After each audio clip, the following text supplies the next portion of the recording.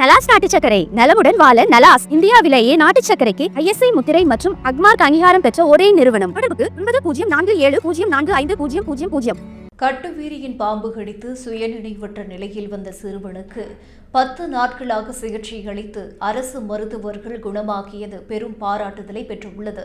ஈரோடு மாவட்டம் அந்தியூர் அடுத்த சுக்கநாத மணியூரைச் சேர்ந்த சேகரின் மகன் ஜெயசூரியகுமாருக்கு கடந்த 26ஆம் தேதி இரவு அன்று அனைவரும் வீட்டில் தூங்கிக் கொண்டிருந்த போது திடீரென கடும் வயிற்று வலி, மூச்சு திணறல் ஏற்பட்டுள்ளது.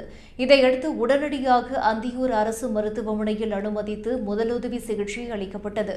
பின்னர் மேல் சிகிச்சைக்காக ஈரோடு அரசு தலைமை மருத்துவமனைக்கு அனுப்பி வைக்கப்பட்டார். சிறுவன் ஜெயக்குமார் மயக்கத்துடன் சுயநினைவு இல்லாமல் உயிருக்கு போராடி கொண்டிருந்தது குறித்து உறவினர்களிடம் மருத்துவர்கள் கேட்டபோது ஜெயக்குமார் தூங்கிய இடத்தில் கட்டுவிரியன் பாம்பு இருந்ததாக தெரிவித்தனர். திடீரென சுவாசம் மற்றும் இதய துடிப்பு குறைந்த நிலையில் உடனடியாக சுதாகரித்துக் கொண்ட அரசு மருத்துவர்கள் அதிதீவிர சிகிச்சை பிரிவில் 2 நாட்கள் வெண்டிலேட்டர்கள் மூலம் சிறுவனுக்கு சிகிச்சை அளித்தது மட்டுமல்லாமல் 20 விஷமுறிவு மருந்து பாட்டில்களும் அவருக்கு செலுத்தினர். பின்னர் தொடர்ந்து 10 நாட்களுக்குள் சிகிச்சை அளிக்கப்பட்டதை அடுத்து சிறுவன் ஜெயக்குமார் முழுவதுமாக குணமாகி வீடு திரும்பினார்.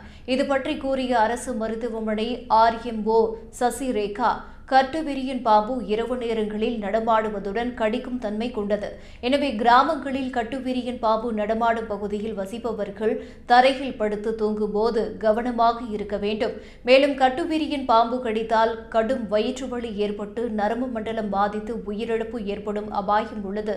பாம்பு கடித்தால் உடனடியாக அருகே உள்ள அரசு மருத்துவமனையில் அனுமதித்து சிகிச்சை பெறுவதற்கான நடவடிக்கையை பெற்றோர்கள் கட்டாயம் எடுக்க வேண்டும் என்று தெரிவித்தார்.